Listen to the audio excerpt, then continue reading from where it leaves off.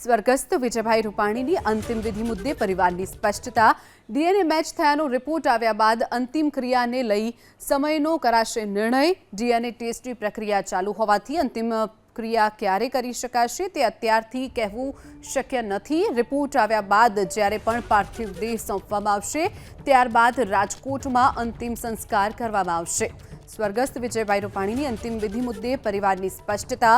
DNA match થયાનો report હજુ સુધી નથી આવ્યો। આવ્યા બાદ અંતિમ ક્રિયાને લઈ અને સમય નક્કી કરવામાં આવશે।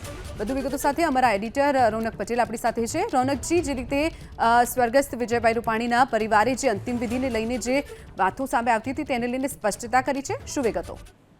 શિવાંગીની સ્વાભાવિક છે કે વિજયભાઈ રૂપાણી રાજ્યના પૂર્વ મુખ્યમંત્રી હતા અને ગુજરાતના એક દિગ્ગજ નેતા હતા। આ સંજોગોની અંદર તમામ લોકોએ અંતિમ ક્રિયામાં જોડાવા પણ માંગતા હોય અને એનો સમય ક્યારે નક્કી થશે તે વિશે જાણવા પણ માંગતા હોય।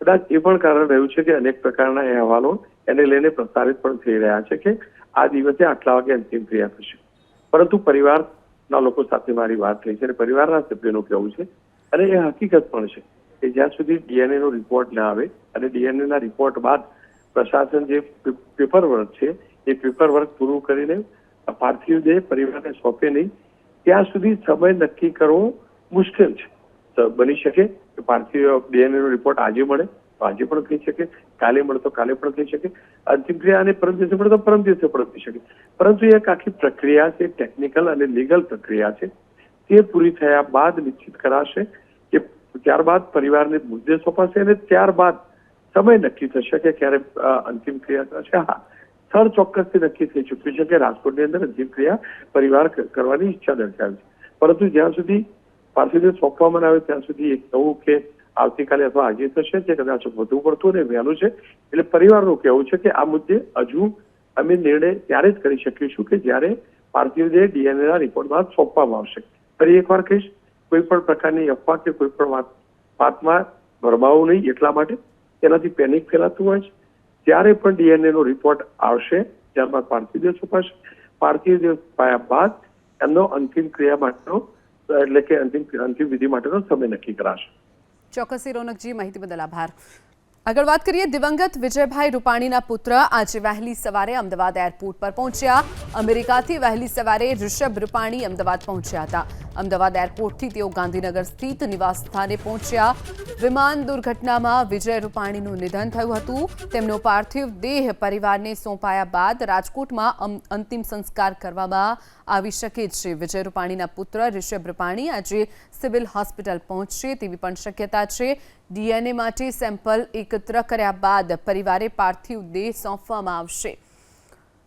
તો જે પૂર્વ મુખ્યમંત્રી વિજય રૂપાણી જે હવે આપણી વચ્ચે નથી રહ્યા, તેમના પુત્ર જે અમેરિકા હતા ઋષભ રૂપાણી, આજે વહેલી સવારે જ તેઓ અમદાવાદ એરપોર્ટ આવ્યા અને ત્યારબાદ ગાંધીનગર સ્થિત તેમનું જે નિવાસસ્થાન છે ત્યાં પહોંચ્યા હતા।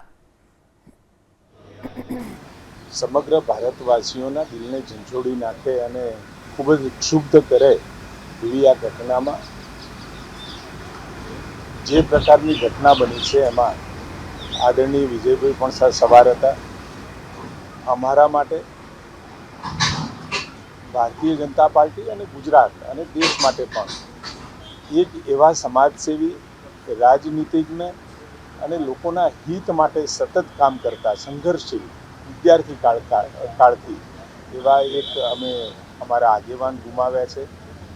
એમની સલાહ સૂચન એ કાયમ અમને મળતા રહ્યા છે, એમનો સધિયારો પણ મળતો રહ્યો છે। ખૂબ દુઃખદની આ વિપદા છે। પરમેશ્વરને પ્રાર્થના છે કે આ દુઃખદ પળની અંદર પ્રભુ બધી જ રીતે આ ગુજરાત અને સમગ્ર ભારત ઉપર કઈ નાની મોટી વિપદાઓથી બચાવે।